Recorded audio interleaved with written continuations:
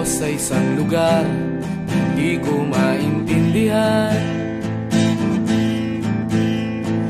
Nakikipagsapalaran sa buhay na ang hantungan ay kawalan. Denumero ang galaw ng tao, bawat gawin ay may presyo.